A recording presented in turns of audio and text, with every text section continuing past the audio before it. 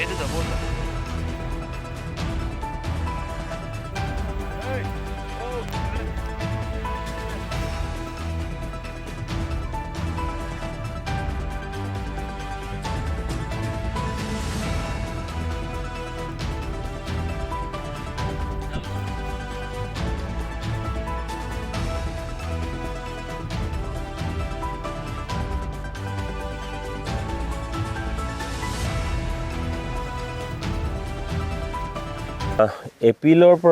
এপ্ৰিল মাহৰ পৰা জুলাই মাহলৈ সাধাৰণতে মাছৰ কণী পৰাৰ সময়। এইখিনি সময়ত যেতিয়া নকৈ বৰষুণ জাক আহে সেইখিনি সময়তে মাছৰ উজান উঠে। মাছৰ উজান উঠাৰ অৰ্থ এটাই হ'ল যে তেওঁ সেই মাছখিনিয়ে কণী পাৰিব খুজিছে।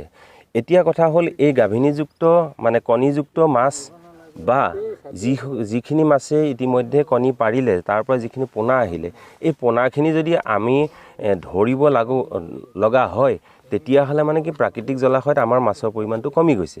তাকে সংৰক্ষণ কৰিবৰ কাৰণে 1953 চনত মীন আইন আৰু তাৰ সংশোধন হৈছে 2005 চনত মীন পোনা আইন আৰু 2010 চনত মীন পোনা নীতি।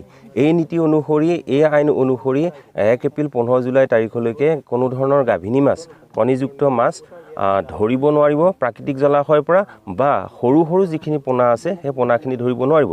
ইয়াৰ উপৰি কিছুমান ধৰণৰ জাল তেওঁলোকে প্ৰাকৃতিক জলাশয়ত মাৰিব নোৱাৰিব।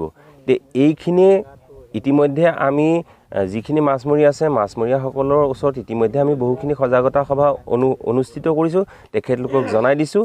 তৎসত্ত্বেও মানুহখিনিয়ে মাছমৰীয়াখিনিয়ে এই আইনখন অমান্য কৰি মাছ ধৰি থকা দেখা পাইছে। আমি গহপুৰ চাব ডিভিজনত মীন বিভাগৰ তৰফৰ পৰা পুলিচ প্ৰশাসনৰ সহযোগত, হাইগাঁও পুলিচ প্ৰশাসনৰ সহযোগত আমি এটা মানে অভিযান চলাইছিলোঁ। এই অভিযান কালছোৱাত আমি ডিপৰাৰ যিটো ঘাট আছিলে সেই ঘাটত ব্ৰহ্মপুত্ৰৰ ঘাট, তাতে আমি যথেষ্ট কেইজন মাছ ব্যৱসায়ী আৰু মাছমৰীয়াক আমি ধৰিবলৈ সক্ষম হৈছোঁ। তেওঁলোকৰ পৰা আমি বহুখিনি জাল জব্দ কৰিছোঁ। সেইখিনি আমি তেওঁলোকক বাৰণ কৰিছোঁ আৰু ইয়াৰ জৰিয়তে মই সকলো মাছমৰীয়াক অনুৰোধ কৰিম যে অন্ততঃ এই 3 মাহ আপোনালোকে মাছ মানে প্ৰাকৃতিক জলাশয়ত কণীযুক্ত মাছ ধৰা বা পোনা ধৰা আপোনালোকে বন্ধ কৰক আৰু অসমৰ প্ৰাকৃতিক জলাশয়ত মাছৰ পৰিমাণটো বঢ়াই দিয়ক। যিটো সকলো অনুভৱ কৰিছে যে অসমত বৰ্তমান মাছৰ পৰিমাণটো কমি গৈছে আৰু এনে নকৰিলে আমি এদিন আমাৰ থলুৱা মাছখিনি হেৰুৱাব লাগিব। ধন্যবাদ।